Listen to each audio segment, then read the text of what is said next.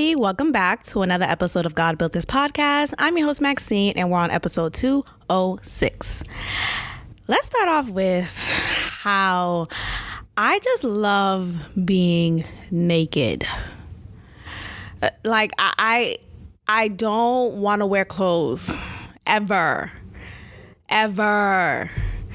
Most of the time, if not all the time, you'll find me in my home naked.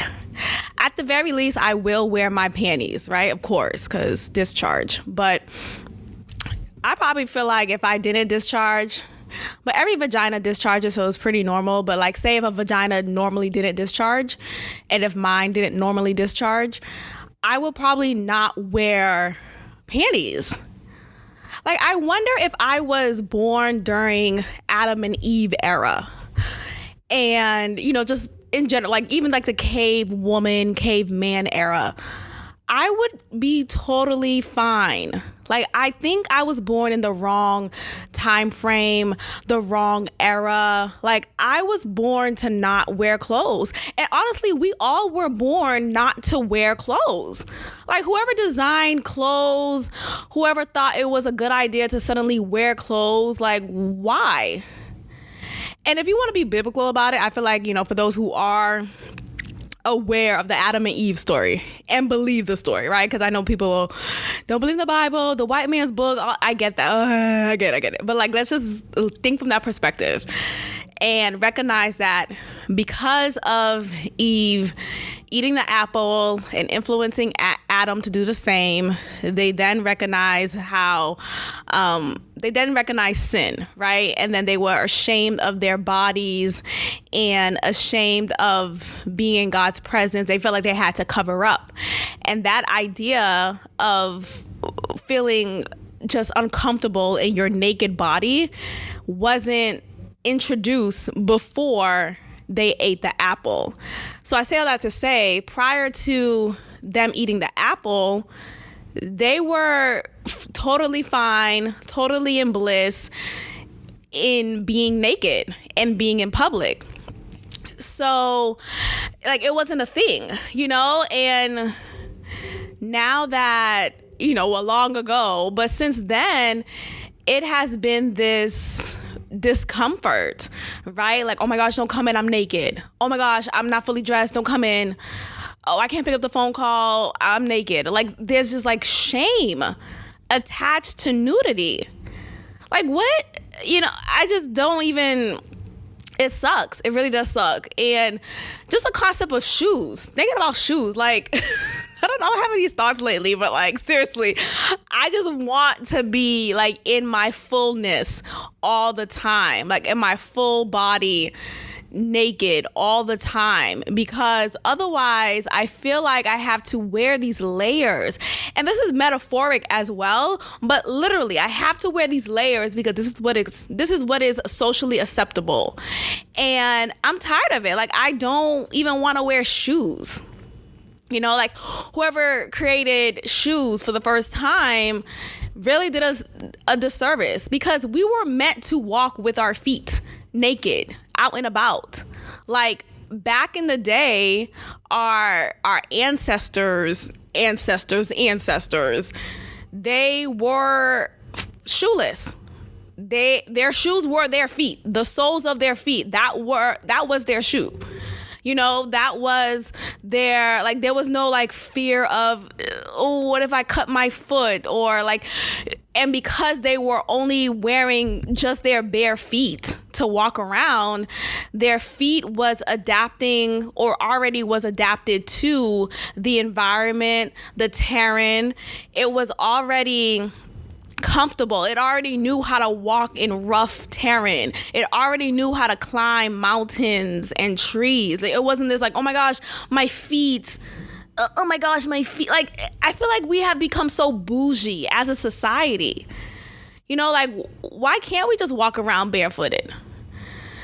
And then, you know, considering now that we don't really take care of the environment that we're living in, we don't really be mindful of what we put into the environment. Like, we do litter, you know, we do just leave out trash, and that is dirtying our feet. So at the very least, the argument is, well, you don't want a dirty feet, right? A dirty foot, you don't want to be dirty. You don't want all these things, but like that wouldn't be an issue if we just took care of the land that we live in, right? Like if we just took care of this land, then the pollution will be greatly decreased. We wouldn't have to worry about catching gum under our foot. Anyway, I just love being naked. I really do. I really just enjoy being in my fullness. Like, I would just be around my home with just my panties, titties out. That's it. Titties and me. Titties and me. There's been a couple of episodes I've recorded with just my titties. Like, titties and me. And my panties, of course. But other than that, like, I felt so comfortable. There's this comfort. I just want to be, and it's not even like the sexualized thing. Like, it's not like, well, my titties are out, let me go ahead and massage them. Like, it's not, no. And I think it's also the way I was raised, because growing up, my mom did the same thing. My mom would walk around the house, titties out. And I remember looking at her like, Mom, of course, when there's guests around, she wouldn't do that. But naturally, my mom would just have titties out in the house. I have become my mother. And it just feels so comfortable. Like, this is me, like, why are we wearing clothes? I'm dead ass. Why are we wearing clothes? Why are we wearing shoes? Hell, why are we even taking a shower?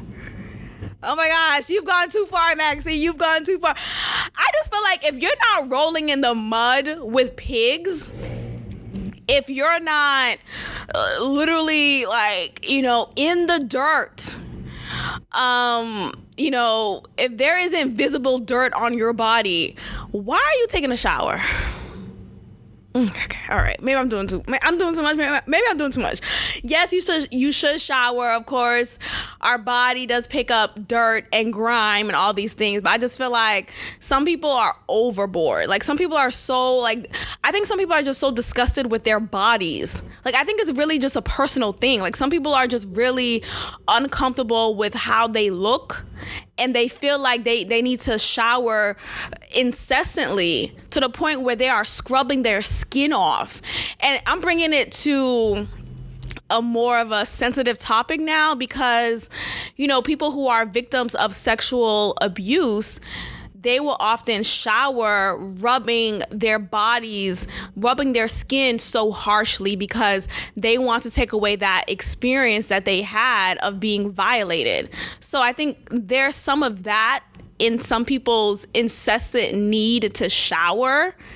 So look, I'll be sensitive to that. I'll be sensitive to that. That's fine. But I feel like ultimately when we shower so much, we're really just drying out our skin. And yes, of course, you should lotion or oil it up. Really oil, not lotion. But I think once a day is fine. And honestly, once every 2 days is fine as well.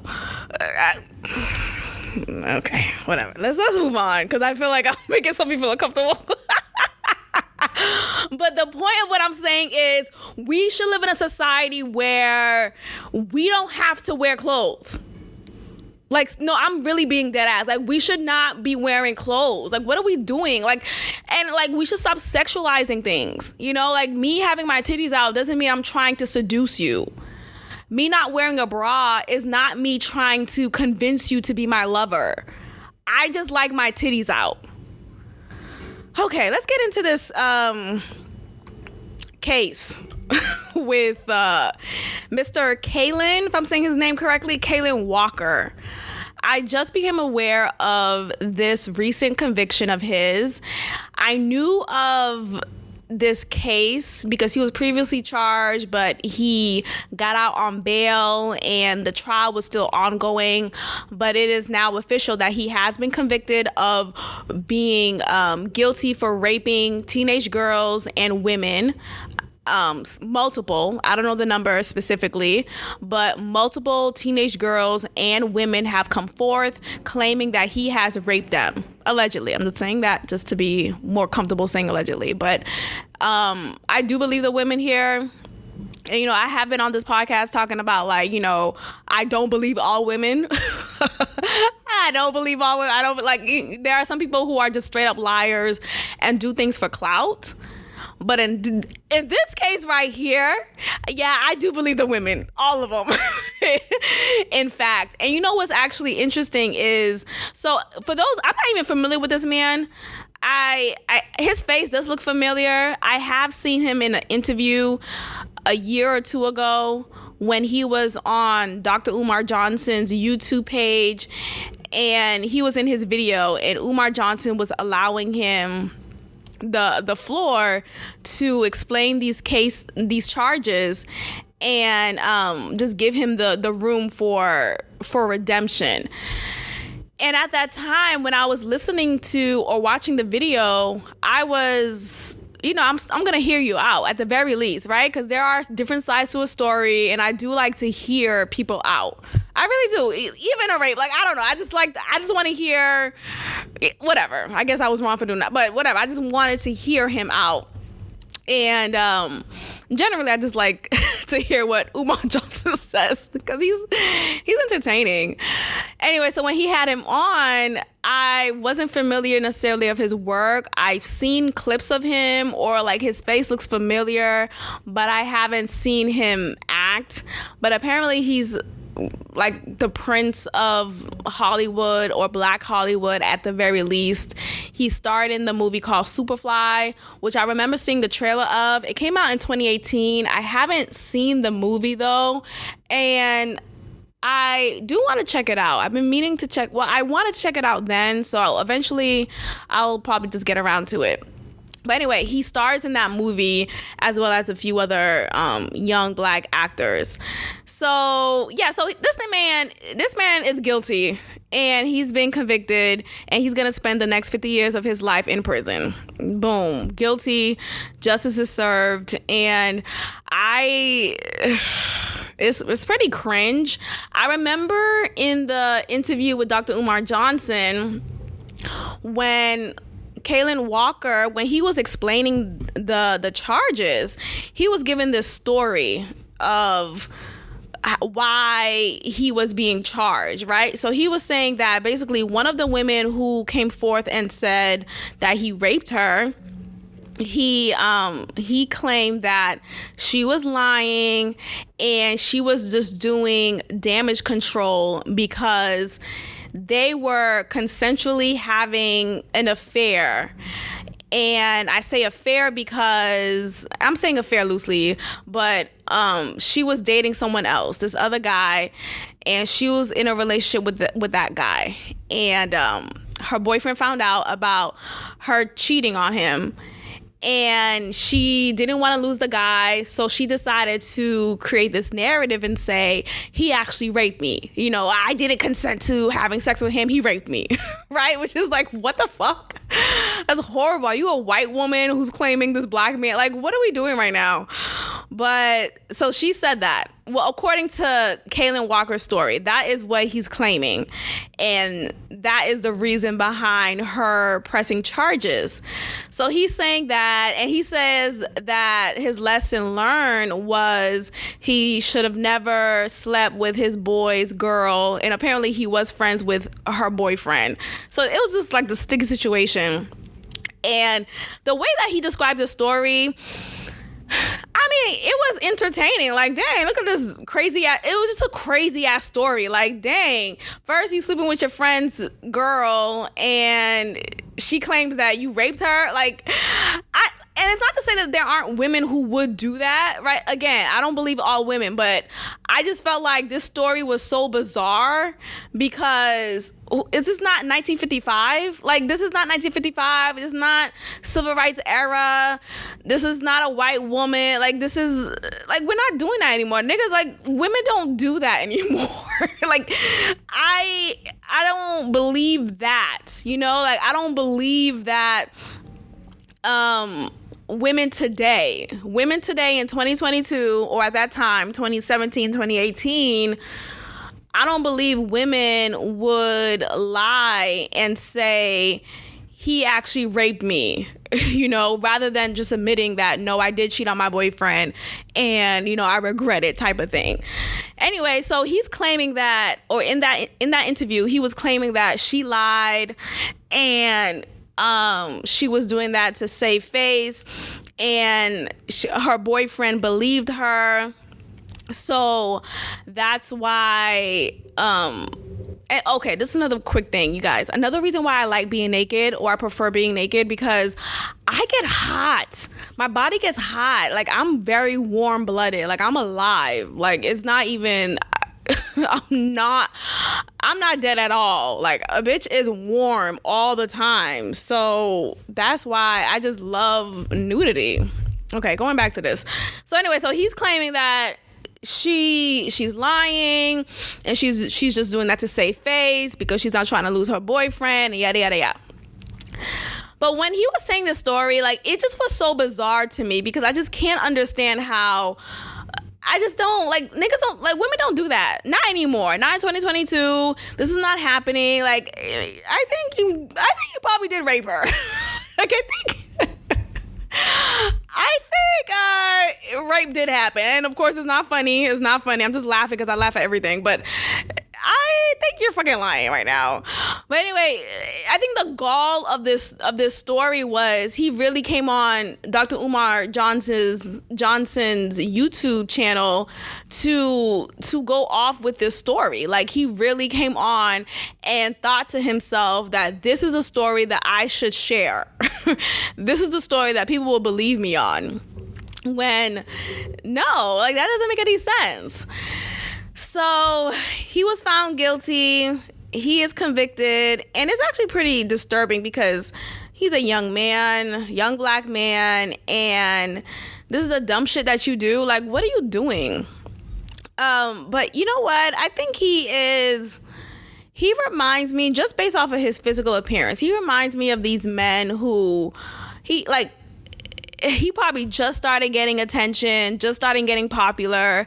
But when he was younger, he was never the popular kid, right? When he was younger, he never got any girls. Girls rejected him, and he probably was just very insecure about everything. And now that he was just getting more fame and getting more attention, he is feeling himself so much so that he feels like he's entitled. He's entitled to get this pussy. He's entitled to get this woman. And how dare you say no to me? And it's like him acting out all of his desires from when he was a kid, from when he got rejected, and when he was insecure and lonely. And now that he is a star, he feels like he's entitled to the pussy, regardless if the woman consents. So, I mean, that's my theory. I don't know him personally. I'm not even familiar with his work, but that is just the appearance that he gives me. And I feel like men like him are the most dangerous. Like, really, stay away from men who were losers when they were kids. I mean, that's the lesson, right? Like, stay away from men who got no play when they were kids. And not only that, but who still thinks from that 15-year-old mindset, and they're 25 or they're 32. And this is why I'm just in favor of, like, men who are older, because generally, men who are older, hopefully, because look, I have come across men who are older who are just still 23 years old. Like, but you're 37. Like, why are you acting like this? Like, it's still weird. But generally, men who are older are more established mentally. Men who are older have more of a confidence in their identity, in who they are, and their accomplishments, and their like all these, like they're more self-assured. And I've always been attracted to self-assured men because I just can't. I can't. Like I'm already overcoming my own insecurities and growing into my own adulthood. I'm getting better and better every day. I can't deal with a man who's not there already, right? Like I can't. Like I just feel like me having to grow with you in that area is not attractive for me. I remember, this guy I used to see, Boston Bay. Remember him? Even though he was 8 years my senior, this nigga was screaming with so much insecurity because he just was still operating from the mindset of a youngin', right? Like there were times like, okay, for example, you know how there's like text etiquette, right? For the most part, right? Like, if you text someone, but if you take like 10 hours to respond, then it's like, nigga, what the fuck? Like, that is a cause for concern in the slightest. But, there's some room for grace for that because you don't know, anyone's day is, different. So I don't pick too much on that. But what I notice I feel like it's more acceptable for women to be emotional about the man's quickness or just timeliness when it comes to their response to your text. That's more acceptable from women because women are more naturally emotional. But from a man, I just find it to be so disgusting. like at the fucking very least, it's disgusting. And I remember with Boston Bay, when he would text me, right? When he would text me first, and if I don't text him within 5 minutes, like literally, I'm not exaggerating, y'all. I'm not being hyperbolic. If I don't text this man back in 5 minutes, he will blow up my phone. I remember one time, he texted me. I didn't respond. And it wasn't even on some petty shit. I was fucking busy and I just didn't have time to respond. I was going to get to it, but I didn't respond. And it was like a good 10 minutes until he double texted me. He's like, hello. Or he said something. He was like, hello, you not gonna respond to my text? What are you doing, punk? Or whatever. Like he starts doing that. And I still didn't respond because at first I'm like, first of all, why are you speaking to me like this? What? So I didn't respond to the second text because that annoyed me, since why are you getting so antsy about me not responding in the 10-minute block that I didn't respond? Like, relax, I'll get to it. So then what happened? So then he FaceTimed me, y'all. He FaceTimed me. And one thing about me, I feel like, even though for the most part, I'm available. Like, I'm pretty available. Like, you can call me right now. I'm free. Like, I don't know. I'm not like a busy Susie. Like, I don't know. Like, I just like to have like freedom in my schedule. So I'm pretty flexible for the most part. But I feel like for the respect, you should fucking ask me if I'm available to talk on the phone. I really do. Whether it's FaceTime or talking on the phone just audibly, you should ask me. I don't appreciate just a cold call. Like, what are we doing? First of all, what if I don't have oftentimes I don't have the energy to talk on the phone because I don't feel like talking on the phone with you, because what are we talking about? Specifically with Boston Bay, because I think it would have nothing to say anyway. But I just feel like, why are you just cold calling me? What if I am busy? Or what if I'm just not in the mood to talk right now? What if I'm watching a show? I'm so indulged in the show. I don't feel like talking on the phone with you, talking about nothing. What are we talking about? So anyway, so he FaceTimed me. And I'm like, oh, here's the shit. And I didn't respond. I didn't pick up. I did not pick up his FaceTime because I already knew what time he was on. Because, again, I'm familiar with how he behaves. And when he gets into an attitude zone, like when he gets in this like this like trance of an attitude, I'm avoiding you. I'm not even gonna engage. I'm not gonna give you what you want. I'm ignoring you. You'll be fine. You're a child right now, even though you're 30 fucking 8. So I didn't respond, and he then texts me again. So this is the 4th text of me not responding and him going off in a time frame of 20 minutes, y'all. Like, in total, 20 minutes. He's like, oh. So then after he FaceTimed me and I didn't pick up, he texted me right after. He's like, oh, I seen it pick up. All right, good. I'm good on you. Whatever. Have a good day. Like, and you know how you could just tell the aggression in the text?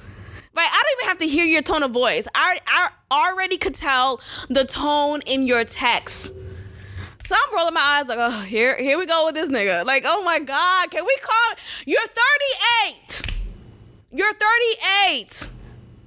Okay? So I remember saying to him, I'm busy right now. And mind you, I'm going to speak very calmly. I'm not going to give you what you want, right? You want an argument. You want attention. You want me to coddle you. You want me to do all the things. Like, you want me to do that. I'm not giving you that energy because I just don't feel like it and I don't have the time for this bullshit.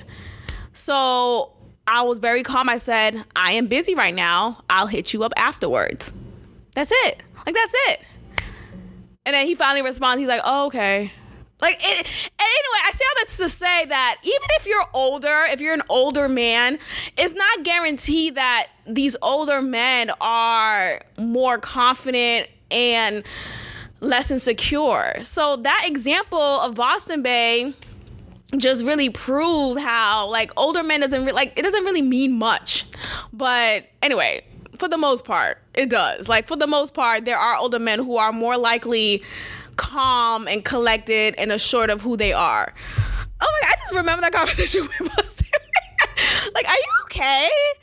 Oh, thank God I don't deal with him anymore. Oh my gosh. You know how you just think about past situations with men or anyone whom you've dated and you realize, like, oh my gosh, how toxic, and not even just toxic, exhausting it was with said person.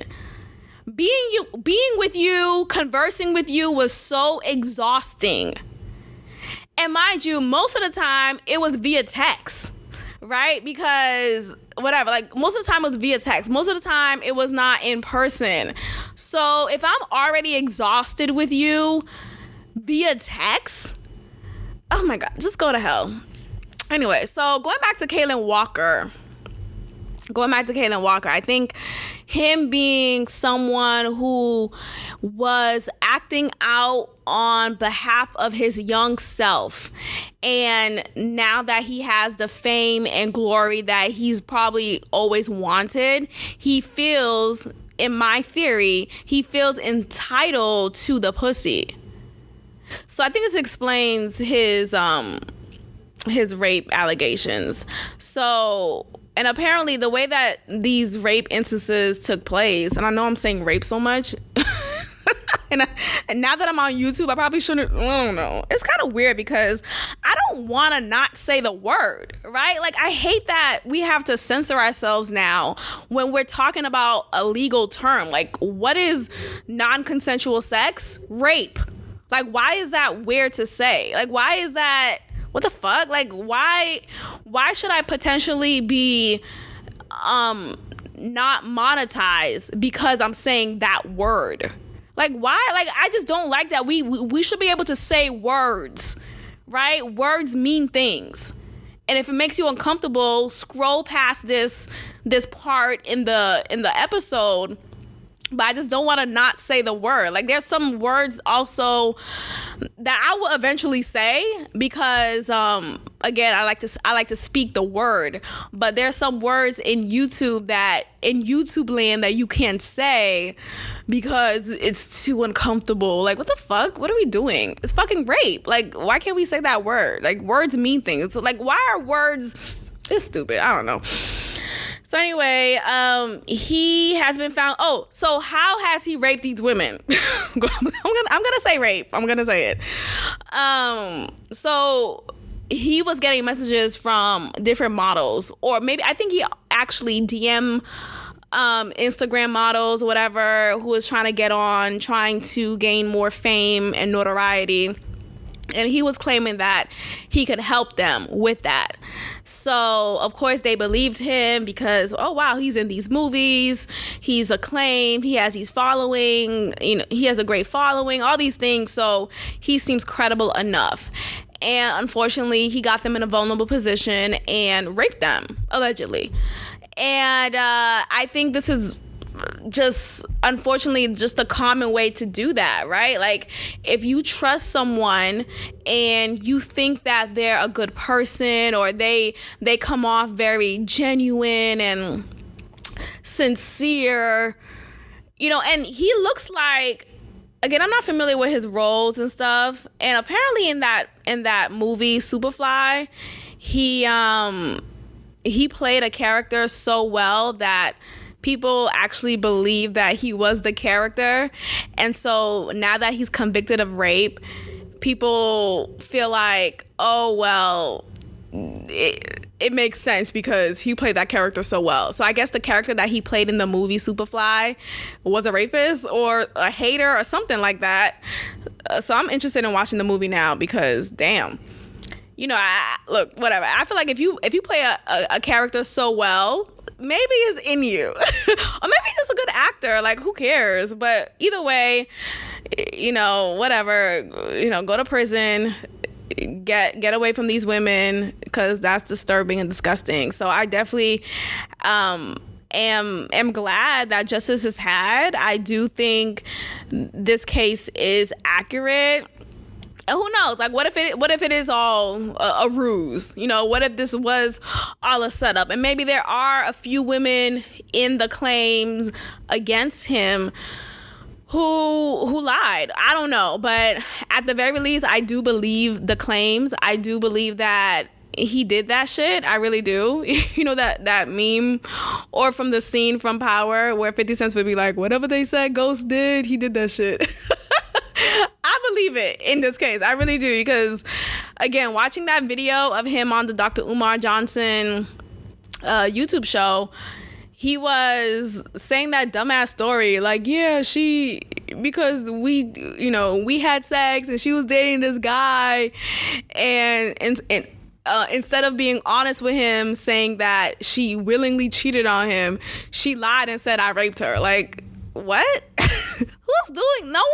Nobody, I promise you, nobody's doing that. Like, why would a woman feel so compelled to lie and say that, oh, he raped me, instead of just admitting to your man that, no, I was vulnerable, he was there, and one thing led to another. It didn't mean any, like, I don't know.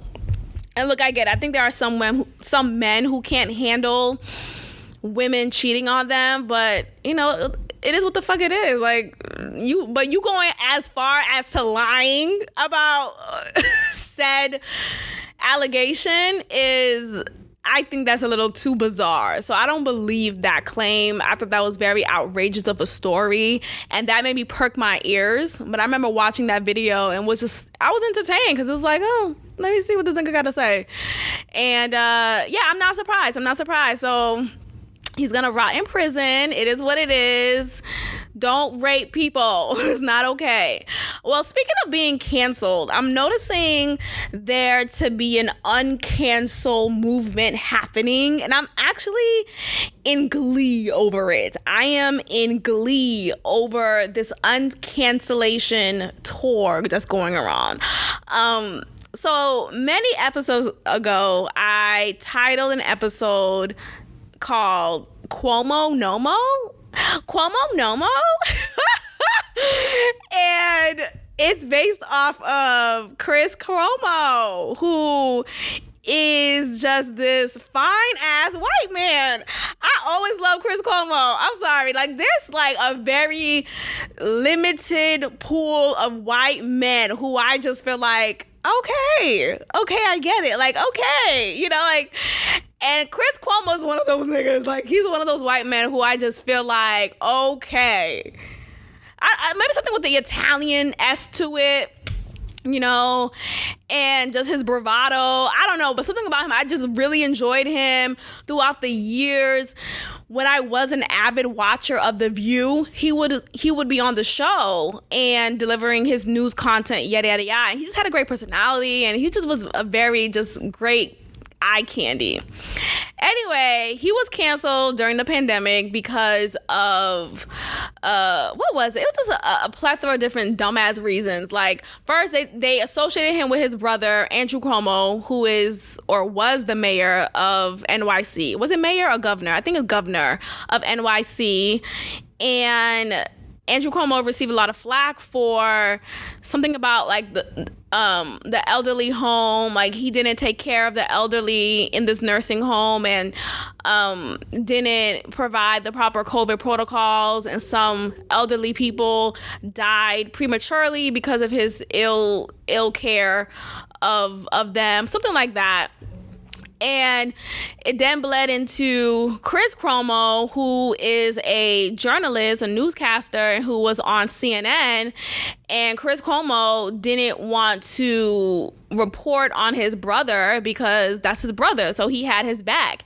And people gave him flack for that, which is like, what? Like, I understand. Like, why wouldn't, at the very least, I'm going to have my siblings back, right? And not report on said report and said allegation. And there was an allegation against Andrew Cuomo because a woman who he's worked with claimed that he was sexually inappropriate with her. They didn't claim rape, but they claim he commented on her body. He said something like, "Oh man, you look beautiful." He said something. And here's the thing with sexual assault or sexual harassment. It's only harassment if you're not attracted to that guy, if you find the guy to be deplorable. But if you're attracted to the man and he comments on your physique, right? If he says you look good, you're going to smile. You're going to feel good about yourself. It's flattering. But when an unattractive man or someone whom you're unattracted to makes a comment about your body, it's like, ew, nigga, HR. Ew, don't you ever notice my breasts, right? When it's like, what? So I think there's a double standard there. So I think that's that. Anyway, this woman, she didn't claim anything physical happened. She didn't claim he violated her. She just claimed that he commented on her body and she didn't like it, and that was just immediately put into the pool of Me Too. And Andrew Cuomo just received a lot of slack for it, and I just hated that. And people kept on commenting, "Oh, well, Andrew Cuomo, he's an older man, so he's older than Chris Cuomo. I think he's in his 60s, but he looks good too. Like, the whole fucking family look good. Like, hello, man. Cuomo's. No, but they look good. Like, they take care of themselves. They have that Italian, like, they're Italian. I don't know. They just had this, like, very well put together physique. So regardless of his older age, it didn't matter. Like, he took care of himself. So people were commenting on the news like, oh, this older man shouldn't be at all checking out women in their 20s. Like, what are we talking about? Like, first of all, I hate this ageist ass argument when it comes to older men and younger women. So the fuck what? Like, an older man dating a younger woman is not predatory. Can we cut it out? Like, we get so uncomfortable with older men and younger women together romantically that I just feel like is ridiculous. We're doing too much. These younger women whom you're talking about are adult women. They're not 19, 16. Like, they're not like totally, I don't know who I am. They're not adults, right? Like, they're adult women. They're in their 30s, they're in their 40s, and they're choosing to be with a man who is older. And like I said earlier, older men typically are more self-assured. So at the very least, and look, there are younger women with older men for financial reasons, right? There's that argument, the gold digging argument, to each his own. But for me, in my experience, older men for me is just a comfort thing, because I like to know that you're comfortable in who you are. I like to be with confident men. I don't want to feel like I have to build you up. What the fuck are we doing? You know, like, what? I don't want to have to feel like I have to constantly reassure you, you know? And I just feel like that's a place, I don't know, I just feel like women are supposed to be the one being reassured. At the very minimum. Like, I think for me, I'm not necessarily needing to be constantly reassured, but if we had to pick who in the relationship needs to be constantly reassured or reassured at any point, I would prefer the woman to be reassured than the man. Like, I don't know, I just feel like that's more acceptable from women. But for these men, like, grow the fuck up. Are you a man? Ugh, I don't know, maybe I'm being chauvinistic. Anyway, so Andrew Cuomo was getting canceled during that time, and Chris Cuomo was receiving slack for not getting at his brother during his newscast time on CNN. And I think there was some allegations against Chris Cuomo too. I think there were women who came forward. I'm not even sure about that. Maybe I'm bleeding the two, but either way, he received flack and he was canceled. I think there was an allegation against him for just like sexual misconduct type of thing, not like an actual rape or anything like that. I think it was, so Chris Cuomo allegedly was covering up a sexual harassment claim against his brother, and he was doing that, of course, in support of his brother. So all these things. Anyway, either way, I remember covering this in that episode, Cuomo Nomo. I literally titled it Cuomo Nomo because their last name is funny. So I like their last name, Cuomo. And I thought, Cuomo Nomo, that's so cute. That is so fucking cute. So anyway, I just felt so bad because I really enjoyed Chris Cuomo, and I hated to see that he was among the men who were getting canceled, and I just felt like it was unjust. So anyway, Chris Cuomo is back. Cuomo is back, and I'm happy to see it. I am excited. He's on this new network called News Nation. I don't know what channel is that. Now I want to find it because I just miss seeing him on my screen. Like, hello. So I'm going to see if I can find the channel. His show is called Cuomo. Just bring the whole last name back. And it's just so funny how he's back and no one's saying anything. Like, it's like suddenly nothing has happened, right? Like, suddenly he wasn't canceled for the last 2 years and is like, hey, I'm back on your screen. But anyway, the reason why I know that he's back is on Twitter, it keeps being promoted as an ad. So I'm like, wait, what? He's back on TV. He's back being a journalist. And yeah, he's back. So I'm going to see how I could find that network, or if the show is on demand or something, because I just really miss seeing him. And it has come up because he actually is one of the few people, or many people actually, who has interviewed Kanye West lately. And that's a whole different conversation we could have in a little bit, because at this point, it's giving exploitation. It's giving exploitation. And look, people could say whatever they want about Kanye, or Ye, actually. Ye is the name that he prefers, and, I want to respect that. So Ye, formerly known as Kanye, is going to several platforms speaking his speech, spewing his rhetoric, and whether you agree with whatever he says, and, I do agree that there are some morsels of truth in what he's saying. I just feel like at the very least, he doesn't articulate himself in a manner that is digestible, and just his delivery is poor. So that really is the off-putting taste that people receive, and they can't listen to what he's saying with nuance.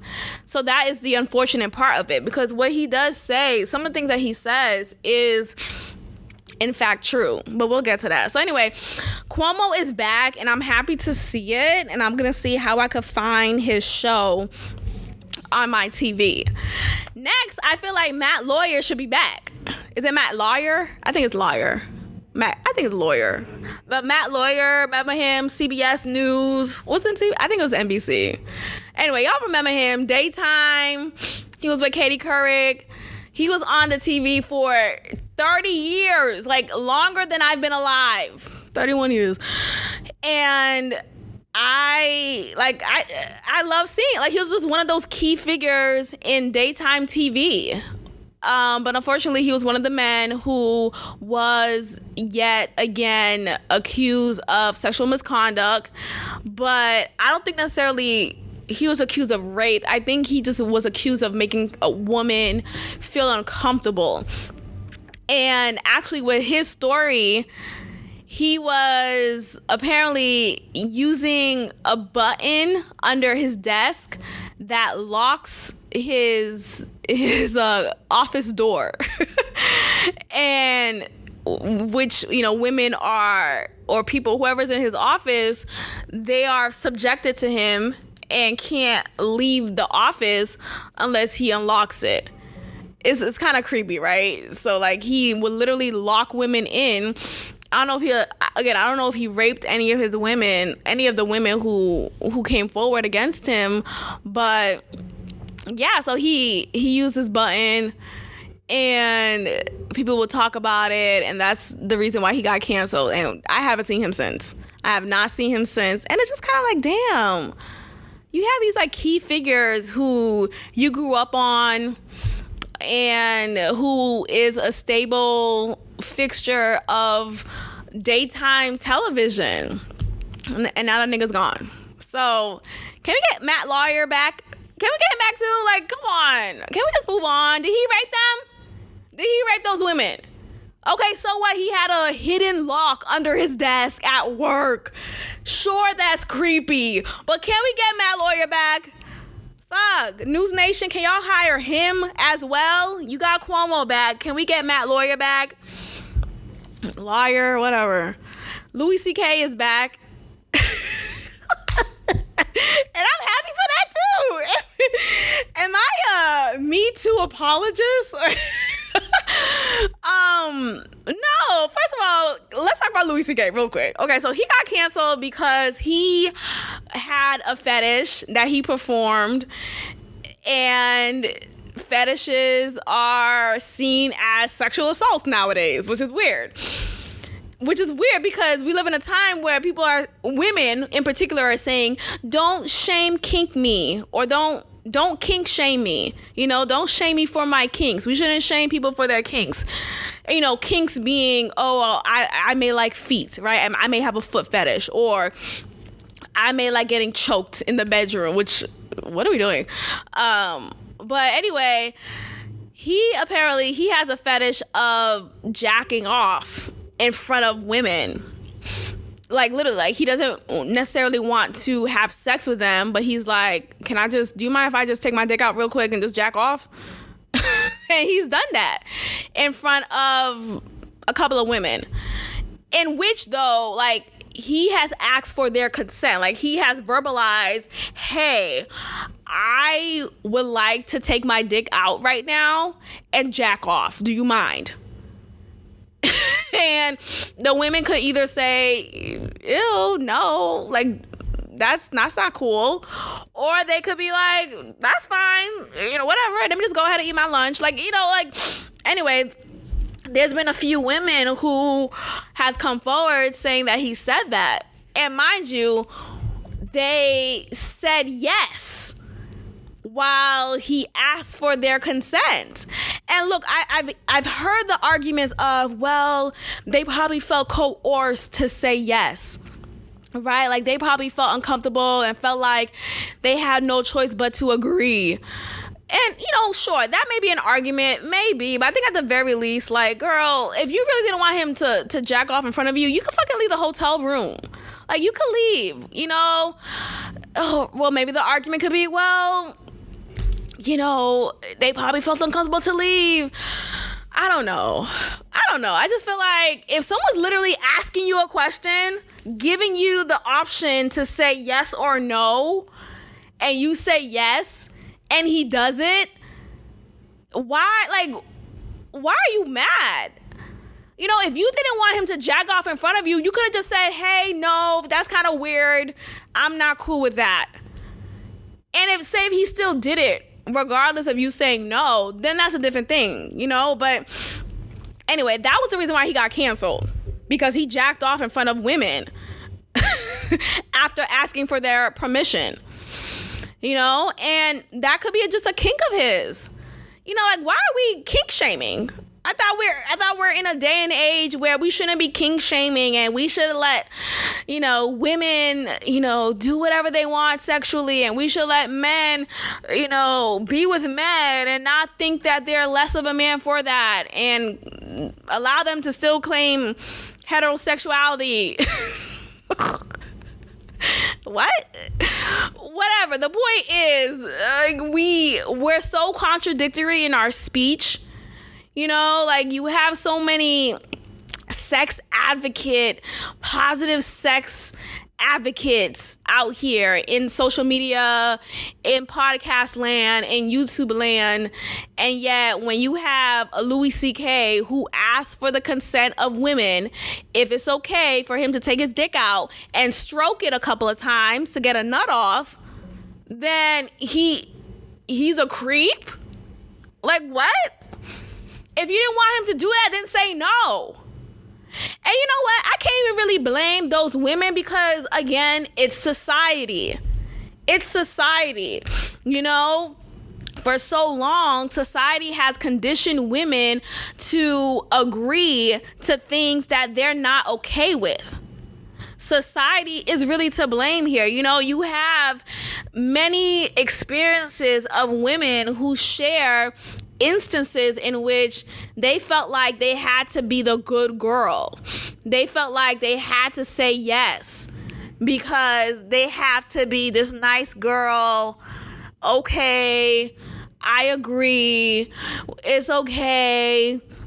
You could touch me there, even though they don't like it.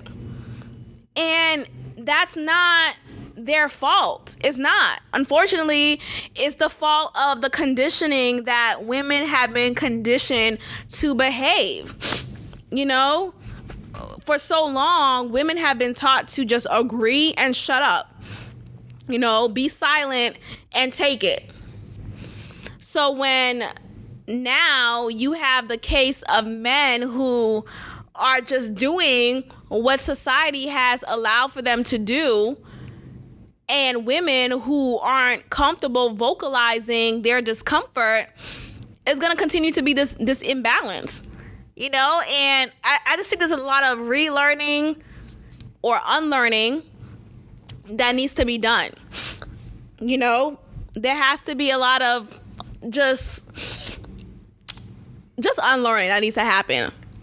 So I just feel bad that you have cases like that in which he actually did ask for permission, and yet it wasn't enough for people to see that as a good enough reason to let him go with that. Like, why was he canceled? You know, so what? So what? He likes taking his dick out. So what? Is he taking his dick out in front of little girls? You know, is he raping little girls? You know, is he, you know, making someone feel uncomfortable without their consent? No. He asked if it's okay. Like, how many times do I need to say that? Like, he literally asked for their permission. Yeah, I'm about to take this fucking, I'm getting so hot. Oh my gosh.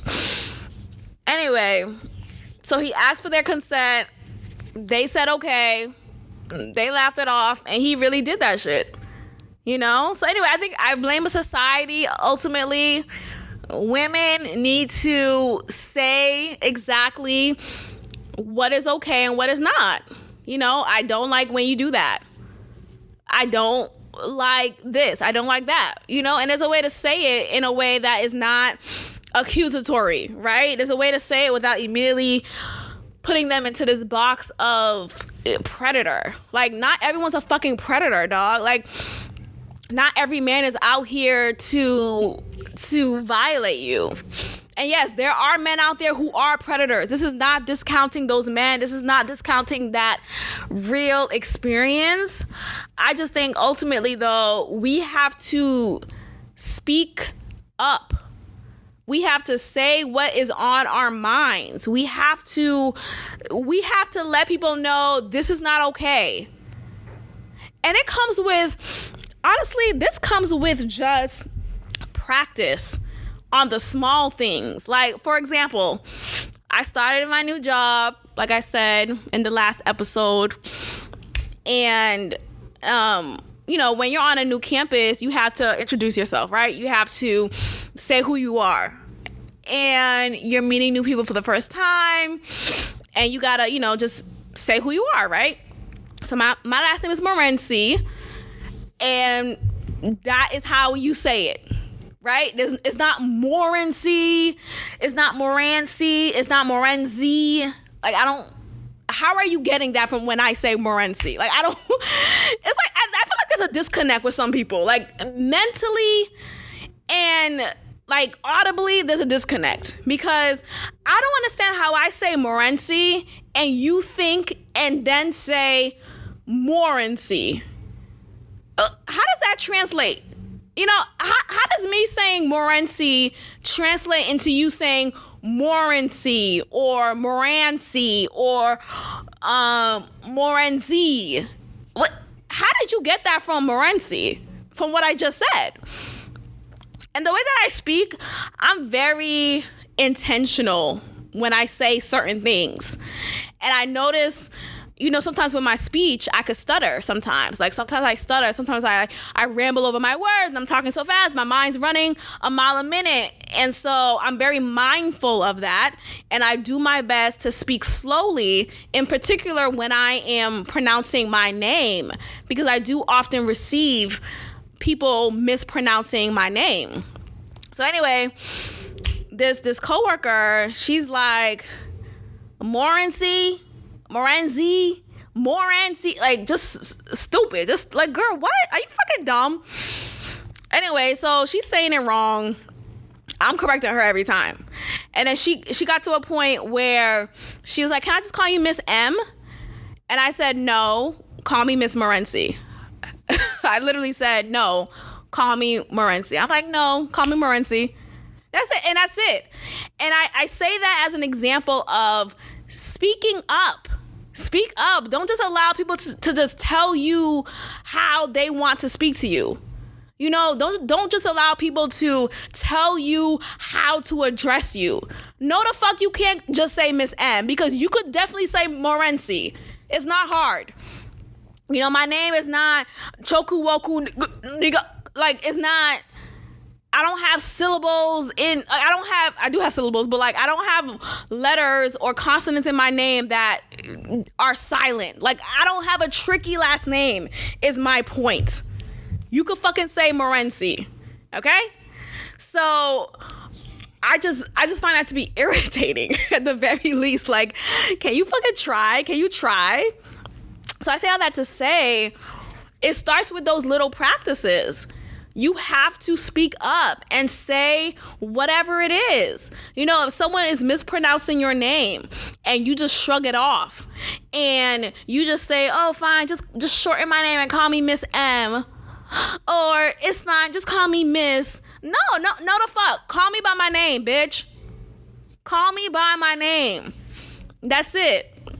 And that goes for anybody, like, not just adults, like kids, like, you tell people how to address you. You tell people how the fuck you would like to be addressed. The fuck? I remember, anyway, I have someone in my family who, her name is, I don't think it's difficult, but, I grew up with her, so it's whatever. But anyway, she will often say that at her workplace, or just pretty much anyone that she meets for the first time, they would say her name incorrectly. And she'll, at this point in her life, and for a long while, she just said, well, I just say, call me by this nickname. So she gives them the nickname, and that is how they call her. And look, that's your choice, fine. If you don't want to deal with people having to correct people all the time, whatever, fine. If you want to choose to say, here's a nickname because that's easier for you, fine, that's your choice. But I think with her, though, and for many people I've noticed, people are so quick to give up. You're so quick to give up and allow people to butcher your name that, oh, now it's okay to just say, call me whatever you want, girl. It's fine. What? No, the fuck you won't. Call me Miss Morency. Call me by my name. Call me by my name. And if you choose to change your name, right? Like maybe you don't like your name, maybe you're not comfortable with your name yourself. Okay, fine. Then that's on you. But at the very least, stop giving up on yourself. Like, I don't know how to say, like, stop giving up on yourself. Stop being so quick to allow people to address you however they want. So anyway, it starts from there. It starts from these small encounters when we have with anybody, these small encounters with people. It starts with just the simple correction of how to pronounce your name. It starts with just like even nicknames. Like if you don't want to be called, again, let's reference Boston Bay. I remember me and him, was seeing each other. He would frequently call me Punk. What else? There's another nickname he would call me. But Punk was like the top. Like he will always call me Punk. Punk. Oh, and he will call me Max. And y'all already know I don't like being called Max. Anyway, but Punk was, aside from like a shortening of my name, Punk was another name that he would call me. Like, oh, you acting like, oh, hey, what's up, Punk? Like, he'll say that. It's just weird. Like, am I one of your bros? What's going on? But yeah, anyway, so he'll call me Punk. And I finally got to a point when I said to him, like, hey, I don't like it when you call me that. I don't like being addressed as, don't call me fucking Punk. Like, I'm not one of your bros. It sounds aggressive to me. And I remember one time when I said that to him, he said, he was trying to argue with me. Oh, Punk isn't aggressive. That's not aggressive. What? First of all, yes, the fuck it is. Second of all, if I'm receiving it as such, my perception of it is this way. It's not up to you to tell me it's not aggressive. You're calling me this name, and my reception of it is aggressive. Regardless of you meaning it to be aggressive, which it really is aggressive, but I guess he has a definition for aggressive. Either way, like your response to that is irrelevant. Your response should only be, okay, cool, no problem. Like, it shouldn't be an argument. Like, you shouldn't argue with me about how to address me. Like, you shouldn't argue with me about the name in which I would like to be called. Like, what are we talking about? Like, why are we having a discussion? I don't like to call me Punk. God, I'm so happy I don't deal with that nigga anymore. Oh my gosh. Shout out to me. But yeah, he will call me Punk, and he'll just say very cavalier, Punk, yeah. Like, I'm not one of your bros, dog. Stop calling me Punk. And again, so it just goes into saying that we should speak up more. You're the only person who can speak up for yourself. You really are, especially being that, like, a lot of people out here are not really, like, interested in defending you. That sounds so, like, negative, right? I guess what I'm saying is, all my life I had to fight. No, but seriously, like growing up, I always was the one defending myself. I was always the one being the kid who just like, I was my ride or die. Like, and the friends that I did have, they just weren't as outspoken or confident enough maybe to speak up for me, never mind themselves. So like, I can't even imagine you speaking up for me.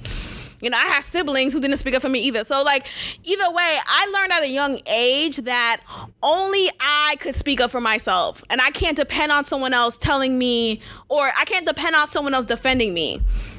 You know, and I would get so mad when it's like, oh, I will have a sibling who didn't speak up for me or didn't have my back. And me, especially being the youngest child in my immediate family, you know, the youngest sibling, or the youngest child, feeling kind of like left out for the wolves and not having anyone defend me. I was angry a lot. As a child. I was very upset, and I was very just like taken aback. Like, why didn't you defend me? Like, why didn't you say anything? Why didn't you, you know, speak up for me? And I just had to learn at a young age that in my life experience, at the very least, no one's going to defend me. Or I don't have people in my life who are quick to defend me. And maybe now is different, right? Maybe I do have people in my life now in my adult age who would defend me. But the way that I needed it back then when I was younger, I never got it. So I learned at a young age that it's either me or me defending myself. I can't depend on someone else to speak up for me. I have to be the one to say, no, don't speak to me like that, or no, don't address me like that, or no, this is how my name is pronounced, and this is how you will speak to me, because otherwise, like, I'm just gonna be mad because no one else is defending me. No one else is speaking up for me. So I have to be the one to do that. So I carry that attitude to this day. And I'm just noticing that there are just a lot of women who are not yet there. There are a lot of women who are just very uncomfortable with just the idea of speaking up for themselves. And then afterwards, they claim victim because, oh, they were in a situation that they didn't want to be in. But they never said anything, right? So it goes back to, again, the society that we're in. We've been conditioned, women in particular have been conditioned to just shutting up and taking it. And since I was younger, I decided at a young age to not do that. I don't shut up and take shit. You know, I speak up and I say whatever it is. And it's not about being argumentative. It's not about being just a hard pill to swallow. Oh, you're so difficult. It's always something with you, Mac. No, the fuck is not. No, the fuck is not.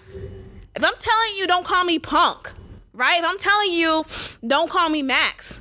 If I'm telling you, my last name is not pronounced Morency, that's not me being difficult. That's me correcting you and how to address me, bitch. Let's go there. That's me correcting you every time you speak to me incorrectly, because every time is not okay. There will never be a time when it's okay to speak to me in a manner that I said not to speak to me in. There will never be a time when it's like, okay, I'll just take it. I'm just going to shrug my shoulders. It is what it is. No, it's not. It's not what it's not. It's not it. It's not it. So call me difficult, call me argumentative. I don't care. I'm going to keep on speaking up for myself, because what you're not going to do is ever make me feel uncomfortable. And I had a choice to correct that, but I chose not to because I was afraid to speak up.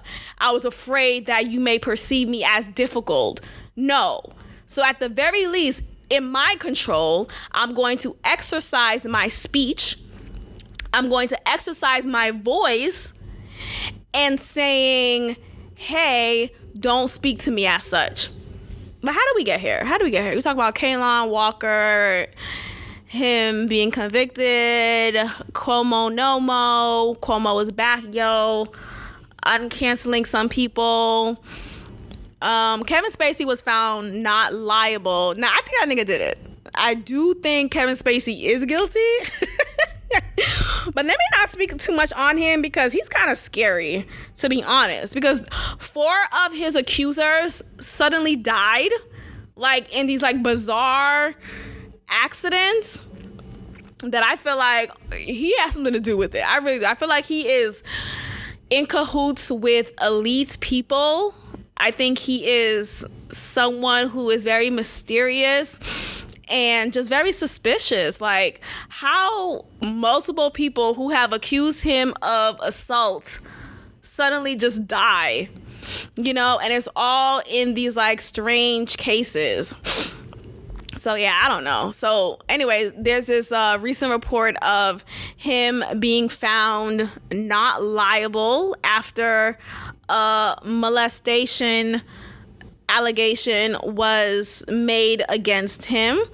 A federal jury concluded Thursday that Kevin Spacey didn't molest fellow actor Anthony Rapp in the 1980s, bringing to a conclusion a civil trial that was an outgrowth of the Me Too movement. The verdict in the civil trial came with lightning speed. Jurors at a federal court in New York deliberated for a little more than an hour before deciding that Rapp hadn't proven his allegations. When the verdict was read, Spacey dropped his head, then hugged his lawyers. He didn't speak to reporters as he left the courthouse.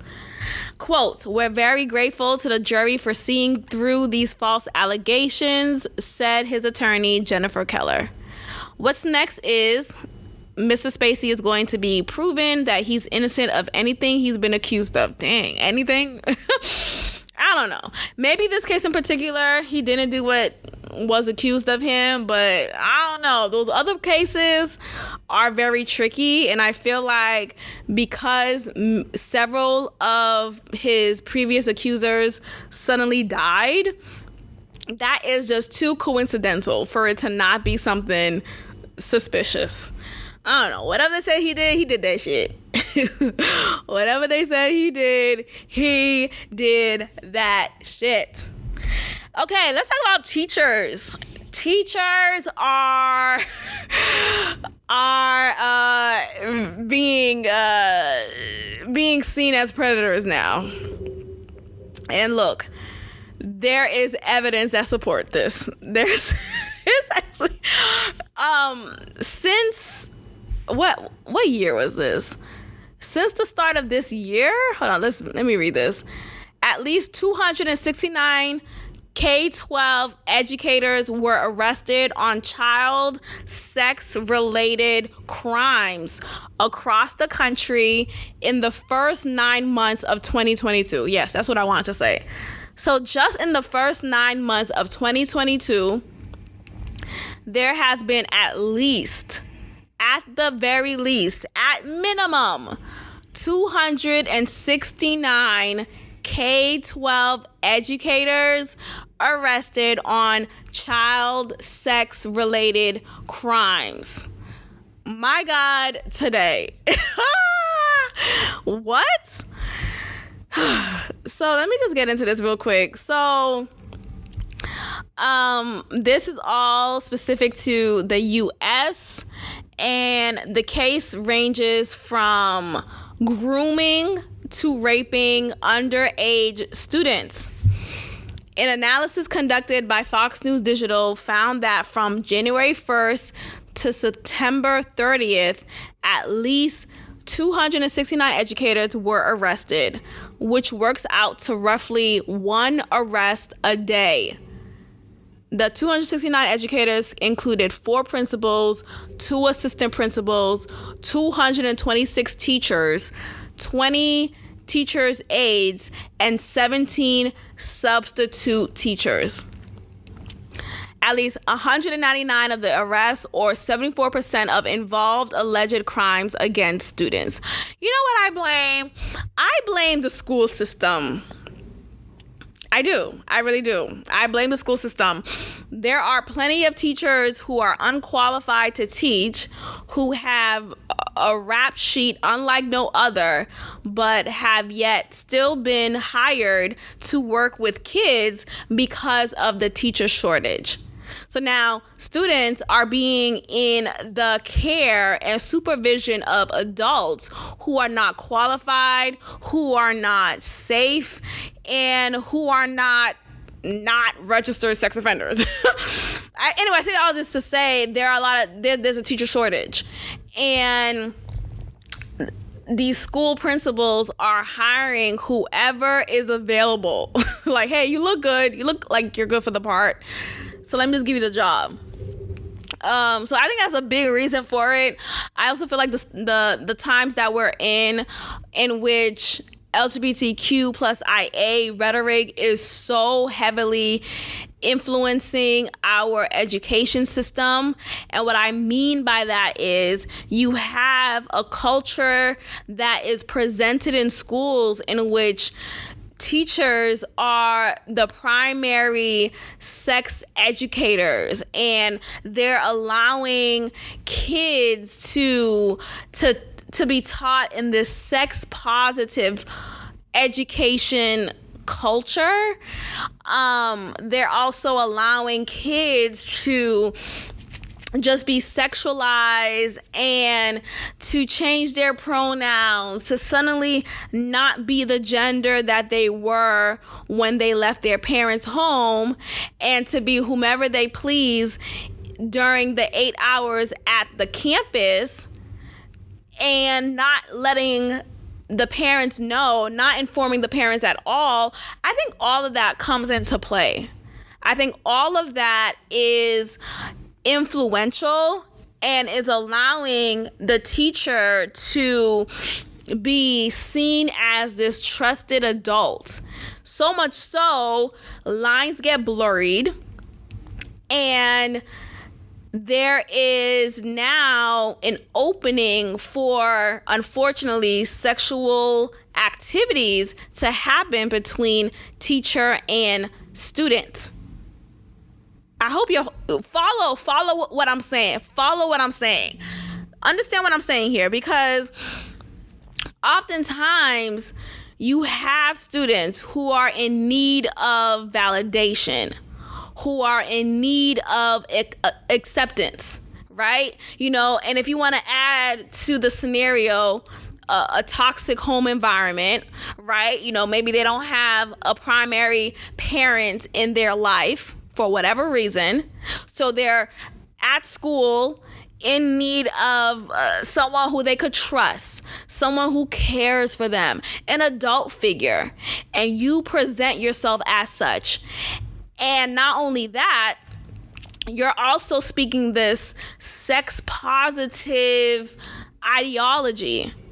You're allowing this student to feel like it's okay to have sexual conversations with me, and there's no such thing as inappropriate, right? Because we want to preach this sex positive tone, and that is blurring the lines.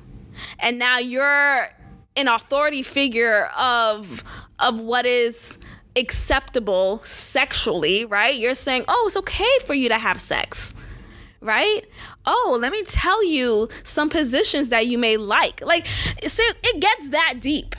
It gets that deep, and it gets that disgusting. It really does. And it starts from this ideology of this sex positive conversation. It's disgusting. It's disgusting. Like, first of all, I'm not talking sex with you and you're 16 years old. That's not my place. I don't care if I'm your teacher. I don't care. Have that conversation with your parent. I don't care. Don't come to me with that shit. Go to a counselor or go to your parent. But I will not be teaching you birds and the bees. At the very least, I'm not even your science teacher. I'm not your biology teacher. So I'm not even telling you, I'm not teaching you about how reproduction is had, right? So there's no reason for me to be having intimate conversations with you about your sexuality. Like, what the fuck are we doing here? Like, whatever happened to boundaries? Now we're in a day and age in which teachers are sharing their life stories with their kids, with their students. Teachers are sharing their life experiences with their kids. sorry, I keep on saying kids, with their students. Students, like, I come from a upbringing in which I didn't know my teachers' political affiliations. I didn't know what side of the tracks they grew up on. I didn't even know their age. Seriously. And I didn't even know their first name, honestly. And times when I did find out, oh my gosh, Miss Zakowski, her first name is Katie. Like, when I found that out, I was so like, oh my gosh. It felt like I just exposed a secret. Like, that was the times that I grew up in, you know? And I wish we still had that. You know, I wish there was that boundary. I wish there was that line to not cross between teacher and student. But nowadays, we have everything shared. You know, students know the teacher's sexual preference, who they're dating, how many partners they had, their sexual identity, their pronouns, their political affiliations, if they believe Black Lives Matter. Like, what the fuck are we doing? What? How is this helping you write a solid thesis statement right now? How do you know, how does you knowing my sexual orientation is at all relevant to your critical thinking skills? What? I didn't become a teacher to tell you about my sexual history. Like, we're not having these conversations. It's not happening. So when I think about, like, this case in which at the very least, 269 K-12 educators found guilty of child sex crimes, I feel like it has a lot to do with the culture that we're in and the culture that we have been in for the past recent years of normalizing teachers being inappropriate with their students. You know, and it stems back to these LGBTQIA plus conversations. It's one thing to have these safe spaces for kids, right? And making sure that there is inclusion in, you know, on campus and that bullying is not happening. All of that I stand for. But when it cuts the line of you're having sexual conversations with me, you know, you're talking about your dating experience, like, I don't fucking need to know. I don't even want to know who you talking to right now. I don't even want to know who the fuck you're liking, right? I don't care. I don't care what you got going on socially. I really don't. As long as you're not being bullied under my watch, at the very least, from what I could control, you know, as long as you're not, like, you know, doing anything inappropriate under my watch, I don't give a fuck about any of that. I care about your knowledge, your brain. How are you receiving the lessons that I'm delivering? How are you getting it? How are you accomplishing these academic goals? I care about your academic career. That's it. That's my goal. That's my job here. My job is not for you to, it's not for me to help you realize what pronoun you want to go by. What the fuck are we talking about? The fuck? She? Anyway, so there's that. So shout out to these teachers. It's actually deplorable. I am disgusted with this news. And yeah, disgusting. So this other case here is actually very funny. It's not funny though, but it's funny. So in Mississippi, there are these daycare workers who got fired recently after wearing this Scream mask. Remember that movie Scream, y'all? And the moose, what am I saying? The movie Scream, the monster wore this mask or had this whole gear of, like, you know, that scream face, that black face with the gaping hole as the mouth. And it's very, like, it is very creepy. Like, even to this day, seeing that mask is not fun. So I can only imagine daycare children not reacting well to it. Anyway, these daycare workers decided it was a good idea to wear the Scream mask to these little kids. And they did it as a disciplinary measure because these kids were quote unquote bad kids. I don't even like using that term to describe kids, but they behave poorly. Let me say that. They behave poorly, and these daycare workers thought it was a good idea to scare them with this mask in hopes that, you know, these kids don't behave poorly again. So anyway, a Mississippi daycare worker wiped away tears as she apologized for scaring little children with a Halloween mask after her worrying behavior left her unemployed this week. Like, what a dumbass. Why would you do that? Staff members at Little Blessings Child Care and Learning Center located in Hamilton, Mississippi, were allegedly trying to put a scare into some children who they thought had been bad, quote unquote, said a whistleblower in a Facebook post. Shout out to these whistleblowers. 4 employees at the facility were fired following the incident. Speaking out after the troubling videos went viral on social media, one daycare worker who referred to herself as Cece insisted the act was not ill-intentioned. You're dumb though. Like, why would you think this was a good idea? Let's wear these let's wear this Scream mask to these daycare children who who obviously will be afraid to the point where they're crying. And they can't even, it doesn't even register in their mind that, oh, this person is actually my daycare teacher. This is not a monster. Like, they're not old enough to make that disconnection. So, of course, they'll be afraid. Quote, "It wasn't meant to harm anybody and it wasn't ill-intentioned," she said in the video. Quote, "The teacher asked me if I would do it or if they could use the mask to get their class to listen or clean up. I'm not a child abuser." First of all, this teacher needs to be fired too. I hope it wasn't just the person who wore the mask, but the teachers, because it's multiple actually, if the teachers decided collectively it was a good idea to wear this Scream mask to scare their class, fire the whole staff, because what the fuck? Are you okay? Like, you must be mentally ill. Like, why do you think that's okay to do? And in this video, these kids are screaming, they're crying, they're afraid for their lives. Like, they're traumatized. I would be pissed. I would be racking up havoc or whatever. Like, I'll be fucking pissed. Like, what the fuck is wrong with you? In one of the videos, as seen on Reddit, a woman in the Scream mask approaches a group of children while they are sitting at tables and eating lunch. Imagine being 4 years old, eating your lunch. You're already in trouble for acting out in class, and now this monster comes in with this Scream mask.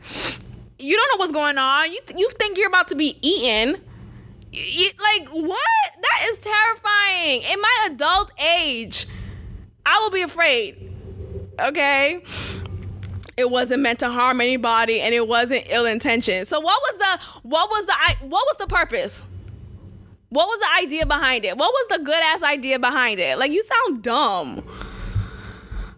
So shout out to these teachers getting fired. And mind you, look, you know what's so funny is obviously they're working with little kids. So the kids can't recognize that, oh, this is my teacher really under this mask. Even though the teacher, she only had on the Scream mask. She didn't have on the full outfit. So while she was wearing the Scream mask, she was still dressed regular. Like, she had this pink shirt on and her black skirt on. Like, she was still dressed regularly. The only thing different was this mask that she was wearing. So you mean to tell me that you thought it was a good idea to still scare these children who obviously can't disconnect the fact that, oh, this is actually my teacher. This is not a monster. Despite you obviously wearing just a mask. You thought it was a good idea to do that? Like, I think they were just trying to get a kick out of making fun and seeing these kids react poorly to it. You know, I feel like instantly, if they saw the kids crying, they should have took the mask off and be like, oh my gosh, I'm so sorry. It's me, it's Miss Jones, or whatever. But they kept at it. And while they were scaring the children, they were doing these like hand gestures to imitate a monster. So they were full on acting like a monster. Like, they were in motion. They were playing up the character, their role. They were playing their part. Okay, so fire these these daycare workers. Like, what is going on with our education system? You wearing a Scream mask, but you can't teach these kids their colors? That is the time that you decided to take? Girl, it's just, what is going on today? What is going on in this day and age? All right, you guys, I'm going to end the episode here. Thank you so much for listening. I appreciate every listen. Make sure you are supporting this podcast by leaving a positive review either on Apple Podcasts, Spotify, YouTube, Google Podcasts, and Anchor. I appreciate every support, and I will check in with you guys next time. Peace. Thank you for tuning in to another episode of God Built This Podcast with your host, Maxine. Be sure to leave a review, give me 5 stars, and of course, subscribe. Also, follow God Built This Podcast on Instagram at God Built This Pod. God bless.